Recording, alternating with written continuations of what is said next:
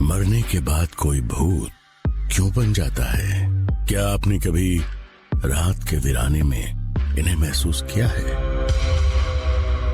ऐसी भटकती अतृप्त आत्माओं के चुंगल में फंसे आदमी का क्या हाल होता है? भूखा प्यासा, बदले की भावना लिए क्रोध, द्वेष, लोभ, वासना आदि इच्छाएं और भावनाएं मन में लिए मरने वाला शख्स अवश्य ही वो भूत बनकर भटकता है।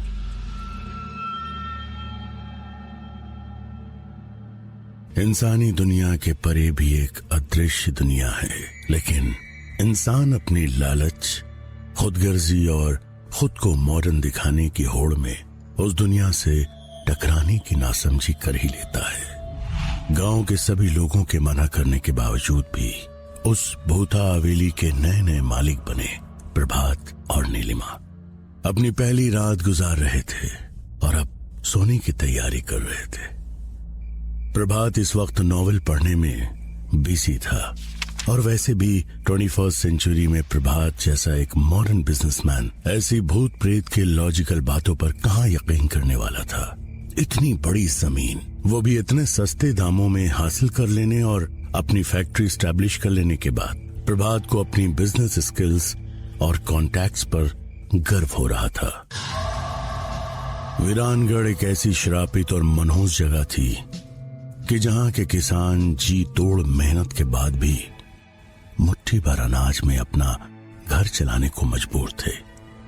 अगर फसल अच्छी हो जाती तब भी किसानों के हिस्से में थोड़ा ही आ पाता था, बाकी अपने आप सड़ जाता था या उसमें आग लग जाया करती थी। उस गांव के राज बाहर की दुनिया में उजागर करने वाला आज तक कोई भी सही सलामत बचा नहीं। गांव को लेकर गांव के लोगों का गांव छोड़कर जाने का मतलब भी असमय दर्दनाक मौत को गले लगाना ही था। मिस्टर भारद्वाज उस फैक्ट्री की जमीन के साथ साथ ही अब वीरानगढ़ के उस रहस्यमय हवेली के भी मालिक बन चुके थे। उस हवेली के हर कमरे में बड़े बड़े झूमर लगे हुए थे। तलवारें और ढाल दीवारों पर जहां तहां टंगी हुई थी। उसे बनाने में ज्यादातर काले पत्थर का इस्तेमाल हुआ था और लगता था कि वो कोई पुराना राजमहल था। वहां के माहौल में मनहूसियत ही मनहूसियत फैली हुई थी। वो शानदार हवेली जो बरसों से बंद पड़ी थी किसी शमशान की तरह वीरान लग रही थी। 100 से ज्यादा कमरों वाली उस हवेली में सैकड़ों राज दफन थे। प्रभात, क्या तुम्हें नहीं लगता कि यहाँ सब कुछ बहुत अजीब है? मैंने गांव वालों के मुंह से भूत प्रेत की बातें सुनी हैं। मुझे बहुत डर लग रहा है। नीलिमा ने अपने पति से कहा। हंसते हुए प्रभात ने कहा, नीलिमा, तुम कब से इन दक्यानूसी बातों को सच मानने लगी? इस गांव के सभी लोग अजीब हैं। उनकी बात छोड़ो। वी आर मॉडर्न पीपल, हाँ? And how can we believe in such superstitions? हम इन गांव वालों की तरह कम पढ़े लिखे और पिछड़े हुए नहीं हैं। देखो, हमारी फैक्ट्री भी बिना किसी प्रॉब्लम के स्टार्ट होने को है। हवेली की सफाई भी हो चुकी है। फिर भी तुम क्या बेकार की बातों के पीछे पड़ी हुई हो? क्या तुम मुझे ये नॉवेल पढ़ने दोगी और ये फालतू की बातें सोचना बंद करोगी? I think you need rest, okay? तभी उस भुतहा हवेली के कई सारे दरवाजे एक साथ जोर जोर से बजने लगे। लाइट्स अचानक बंद चालू होने लगे। इससे पहले कि वो दोनों कुछ भी समझ पाते, अजीब अजीब सी आवाजें आने लगी। कुत्ते रोने लगे। प्रभात ने अपनी पत्नी नीलिमा को समझाते हुए कुछ कहा। डरने की कोई बात नहीं डार्लिंग, यहाँ इस तरह की आंधियां चलती रहती हैं और जानवरों की आवाजें आती रहती हैं। लेकिन प्रभात के ऐसा कहते ही उनके कमरे में लगी बड़ी सी पेंडुलम क्लॉक की आवाज उस हवेली में गूंजने लगी। रात के ठीक 12 बज चुके थे। घुंघरुओं की आवाज सुनाई दी और कुछ ही देर बाद नीलिमा ने देखा कि लाल जोड़ा पहने हुए एक औरत उसके सामने से बहुत तेजी से गुजरी। क्या यह नीलिमा का वहम था या सचमुच उसे वो औरत दिखाई दी थी? पता नहीं कहां से नीलिमा के गालों पर खून की बूंदें टपकने लगी। अब वो हद से ज्यादा डर चुकी थी। जो भी हो, नीलिमा ने प्रभात को उस औरत और खून की बूंदों के बारे में कुछ बताना चाहा, लेकिन डर के मारे उसके मुंह से आवाज ही नहीं निकल सकी। कमरे में अचानक लाल रंग का धुआं फैलने लगा और अजीब सी चंपा के इत्र की महक आने लगी। प्रभात, मुझे बहुत डर लग रहा है, हम दोनों को ही यहाँ नहीं आना चाहिए था।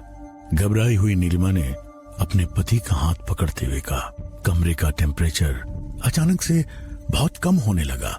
ये इत्र की खुशबू और ये धुआं सब कहां से आने लगा? अचानक इतनी ठंड क्यों लगने लगी है? यहाँ कुछ तो गड़बड़ है, मेरा दिल बैठा जा रहा है। नीलिमा ने आगे कहा। हवेली में लगी हुई तस्वीरों के आगे रखी कैंडल्स अचानक से जलने लगी और फिर अचानक प्रभात के हाथ में जो नॉवेल था उसमें भी आग लग गई। ओह गॉड, शिट! प्रभात हड़बड़ाया। अब डर का एहसास प्रभात को भी हो रहा था। कमरे में अचानक कुछ लोगों की जोर जोर से हंसने और रोने की आवाजें एक साथ आने लगी। इससे पहले कि वो दोनों एक्ट कर पाते, उनका वो किंग साइज बेड गोल गोल घूमता हुआ ऊपर सीलिंग से जा टकराया और टूट गया। जोर से धड़ाम की आवाज आई। नीलिमा और प्रभात दोनों ही करीब 20 फीट की ऊंचाई से जमीन पर गिर पड़े थे। वो दोनों पूरी तरह करा रहे थे। नीलिमा की कमर में चोट आई थी और जबान पर दांत टकराने की वजह से मुंह से खून निकलने लगा था। वहीं प्रभात का हाथ बुरी तरह मुड़ गया था। ऐसा लग रहा था जैसे उसके हाथ की कोई हड्डी टूट गई थी। उसकी पीठ पर भी चोट आई थी, वो भी पूरी तरह तड़प रहा था। इसी बीच उनके कमरे में रखे फर्नीचर और बाकी चीजें सब एक एक करके हवा में उड़ने लगी। उन दोनों के दर्द से रोने की आवाज के साथ साथ कमरे में कई लोगों की हंसने की आवाजें जोर जोर से गूंजने लगी। ये सब देखकर दोनों की रूह कांप गई और बिना देर किए वे दोनों लड़खड़ाते हुए कमरे के बाहर भागे और दरवाजा खोलते ही बड़े से मकड़ी के जाल में दोनों उलझ गए। नीलिमा और प्रभात मदद के लिए जोर जोर से चिल्लाने लगे। कोई हमारी मदद करो, help help please, help help us. वो लोग इतनी रात में चिल्लाने के अलावा कर भी क्या सकते थे? वीरानगढ़ में मोबाइल नेटवर्क भी बहुत पुअर था, इसीलिए वे लोग अपनी आवाज भी बाहर नहीं पहुंचा सकते थे। प्रभात, अगर हमें कुछ हो गया तो हमारे बच्चे सिद्धार्थ का क्या होगा? और हमने तो उसे कुछ बताया भी नहीं है। डर से कपकपाती रोती हुई नीलिमा ने अपने पति से कहा, ये सारी बातें बाद में करते हैं नीलिमा, पहले अपनी जान बचाओ और यहां से भागो। प्रभात ने कहा। वे लोग जैसे तैसे उस डरावनी हवेली के बाहर निकले। वहां पर उन्होंने देखा कि सामने गार्डन में सफेद और उजले कपड़े पहने हुए एक लंबे बालों वाली औरत एक छोटे से बच्चे को गोद में लिए घूम रही थी। वो बच्चा बुरी तरह से रो रहा था। अरे अरे कोई हमें बचाओ, यहाँ सचमुच भूत है। Somebody please help us। प्रभात भी जोर जोर से चिल्लाने लगा। इससे पहले कि वो दोनों हवेली छोड़कर बाहर निकल पाते, हवेली का चैनल गेट दोबारा से लॉक हो चुका था। ये सब देखकर नीलिमा और प्रभात का कलेजा मुंह को आ गया था। उनका गला सूख चुका था, वे पसीने से तरपतर हो चुके थे। तभी अचानक से ऐसा लगा जैसे किसी अदृश्य शक्ति ने उन्हें जोर से अंदर की तरफ घसीटा हो। दोनों की दिल दहलाने वाली आवाज हवेली में गूंज गई और फिर वो आवाज धूमिल होकर शांत हो गई। अगले दिन जब सुबह हवेली का दरवाजा सभी को दोबारा से एक बार बंद दिखाई दिया और प्रभात और नीलिमा भारद्वाज बाहर दिखाई नहीं दिए, तो गांव वालों को बीती रात वहां क्या हुआ होगा इसे समझने में बिल्कुल देर नहीं लगी। उनके मैनेजर मिस्टर बजाज के दिमाग ने तो काम करना ही बंद कर दिया था। वो एक लॉयल और डेडिकेटेड पर्सन थे। उनकी काबिलियत पैसों की मोहताज नहीं थी। उन्होंने प्रभात को मना भी किया था इस हवेली में रहने से, पर प्रभात नहीं माने। और अब हश्र ये हुआ कि उनका कोई अता पता नहीं लग पा रहा था। प्रभात और नीलिमा को ढूंढने में गांव में कोई भी उसकी मदद को तैयार नहीं था। ऐसे में मिस्टर बजाज ने प्रभात और नीलिमा का इकलौता बेटा सिद्धार्थ को खबर करना मुनासिब समझा। सिद्धार्थ एक बिजनेस कॉन्फ्रेंस में पार्टिसिपेट करने के लिए दुबई गया हुआ था और पिछले एक हफ्ते से वो वहीं पर था। सिद्धार्थ 23 साल का था, बहुत स्मार्ट और इंटेलिजेंट था। वो एक IIT ग्रेजुएट और IIM बेंगलोर से MBA होल्डर था। बचपन से ही उसके अंदर साइंटिफिक टेम्परमेंट और क्यूरियोसिटी औरों से काफी ज्यादा थी। उसके पेरेंट्स हमेशा से ये चाहते थे कि उनका बेटा अपनी स्टडीज वर्ल्ड के टॉप इंस्टीट्यूशंस में कर सके और एक टॉप का बिजनेस टाइकून बन सके। सिद्धार्थ लगभग वर्ल्ड की 50 कंट्रीज से उस कॉन्फ्रेंस में आए हुए अपनी उम्र से बड़े लोगों के बीच भी सबसे ज्यादा तारीफ बटोरने वाला शख्स बन गया था। उसके रूरल डेवलपमेंट को लेकर प्रेजेंट किए गए इनोवेटिव बिजनेस आइडियाज को बहुत ज्यादा अप्रिशिएट किया जा रहा था। सिद्धार्थ की मीटिंग ओवर ही हुई थी कि तभी उसके पास मिस्टर बजाज का फोन आया। सिद्धार्थ ने झट से फोन उठाया। हेलो अंकल, कैसे हो? मॉम डैड कैसे हैं? वो बेटा, मिस्टर बजाज हिचकिचाहट से कुछ साफ बोल नहीं पा रहे थे। सिद्धार्थ ने तुरंत समझ लिया कि कुछ गड़बड़ है। अंकल, सब ठीक तो है ना? सिद्धार्थ ने कंसर्न होकर पूछा। सिद्धार्थ, एक्चुअली मुझे समझ नहीं आ रहा, मैं तुमसे कैसे कहूं बेटा, तुम यहां लौट आओ। इतना कहकर मिस्टर बजाज थोड़ी देर के लिए खामोश हो गए। अंकल, आप मेरी बेचैनी को बहुत ज्यादा बढ़ा रहे हो। आप मुझे साफ साफ बता क्यों नहीं रहे हो? सिद्धार्थ ने कहा। सिद्धार्थ, फोन पर सब कुछ बता पाना पॉसिबल नहीं है। तुम अगर हो सके तो नेक्स्ट फ्लाइट पकड़कर दिल्ली वापस लौट आओ। इतना कहकर सिद्धार्थ के मैनेजर मिस्टर बजाज ने फोन डिस्कनेक्ट कर दिया। मिस्टर बजाज की कॉल डिस्कनेक्ट करके बजाज जैसे ही मुड़ा, अचानक से उसके आगे एक बूढ़ा बाबा आके खड़ा हो गया।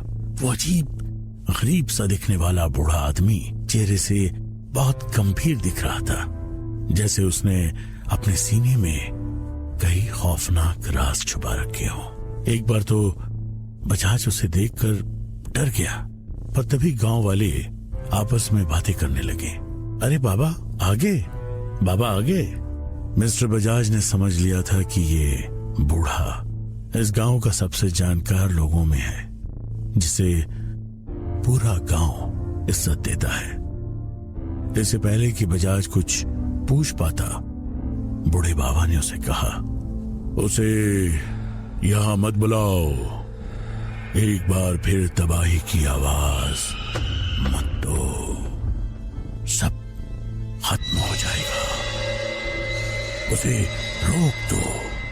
बजाज ने हैरान होकर पूछा, किसे? बाबा ने कहा, अपने मालिक के इकलौते बेटे को। ये सुनकर बजाज के रोंगटे खड़े हो गए। लेकिन ऐसा आप क्यों कह रहे हो बाबा? मैनेजर ने पूछा। इसका जवाब तुम्हें यहां कोई नहीं दे सकता। बस इतना समझ लो कि इस गांव में जो एक बार आया तो वो कभी वापस नहीं जा पाया। हवेली का दरवाजा खुलवाकर तुम्हारे मालिक ने उन ताकतों को फिर से जगा दिया है।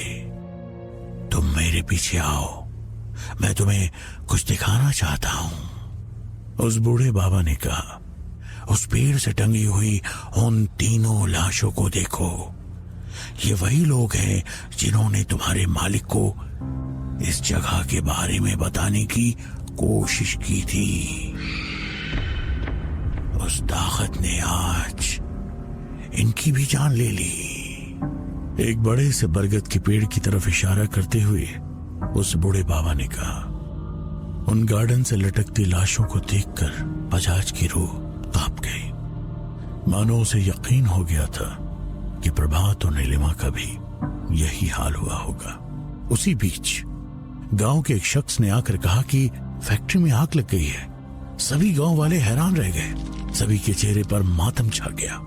इतने दिनों बाद तो उन्हें रोजगार मिला था, 2 वक्त की रोटी का इंतजाम हुआ था, अब वो भी खत्म हो गया।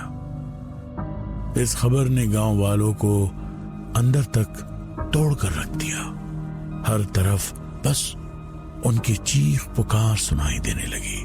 हे भगवान, हे भगवान, हे भगवान, हे भगवान। ये तो सचमुच बहुत बड़ी मुसीबत है। ये सब क्या हो रहा है? चाहे जो भी हो, मुझे सिद्धार्थ को रोकना ही होगा। सुशील बजाज ने अपने आप से कहा और तुरंत सिद्धार्थ को फोन किया। तभी अचानक से उनका मोबाइल एक स्पार्क के साथ बंद पड़ गया। बजाज ये देखकर डर गया। बूढ़े बाबा ने कहा, अभिषा, अभिषा। बजाज समझ चुका था अब उसके पास और कोई चारा नहीं है। सिद्धार्थ अगली फ्लाइट पकड़कर रात को भी दुबई से जयपुर आ जाएगा और कल सुबह तक गांव भी पहुंच जाएगा और उसके रोकने के लिए बजाज को गांव के बाहर जाना ही होगा। सुबह होते ही मिस्टर बजाज सिद्धार्थ को रोकने के लिए अपनी कार में निकल चुके थे। फ्लाइट सुबह 3 बजे जयपुर इंटरनेशनल एयरपोर्ट पर लैंड करने वाली थी। कार के गांव पार करते ही शमशान के पास सड़क किनारे लगे बरगद के पेड़ के नीचे से गुजरती हुई कार के सामने अचानक से एक पेड़ की बहुत बड़ी डाल गिर गई। ब्रेक लगने से पहले ही कार उससे टकरा गई। धड़ाम जोरों की आवाज हुई। मिस्टर बजाज का सिर कार की स्टीयरिंग से बहुत जोर से टकराया। उनके सिर से खून की धार निकलने लगी। कार के बाहर निकल पाना उनके लिए लगभग नामुमकिन हो गया था। उनकी आंखों के आगे अंधेरा छा रहा था। तभी अचानक कार के सामने के शीशे पर उन्हें एक बेहद खौफनाक चेहरा दिखाई दिया और डर और दर्द के मारे जोर से चिल्लाए। तभी एक पत्थर आके उनकी कार की खिड़की से टकराया और खिड़की का कांच टूट गया। सामने सिद्धार्थ खड़ा है। अंकल, डोंट वरी, मैं आ गया। सिद्धार्थ गांव के अंदर आ चुका था। उसे पास देखकर मानो बजाज ने स्ट्रगल करना छोड़ दिया और उनकी आंखों के आगे अंधेरा छा गया। अब क्या होगा? क्या सिद्धार्थ भी उस अनजान शक्ति का शिकार बन जाएगा जिसने उसके मां बाप को गायब किया है, या फिर सिद्धार्थ अपने मां बाप को ढूंढने में कामयाब हो पाएगा? आखिर कौन है ये शक्ति जिसने इतने सालों से गांव वालों का जीना हराम कर दिया है? उसके बारे में बातें करने पर लोग मारे क्यों जाते हैं? ऐसे अनगिनत सवालों का जवाब जानने के लिए सुनते रहिए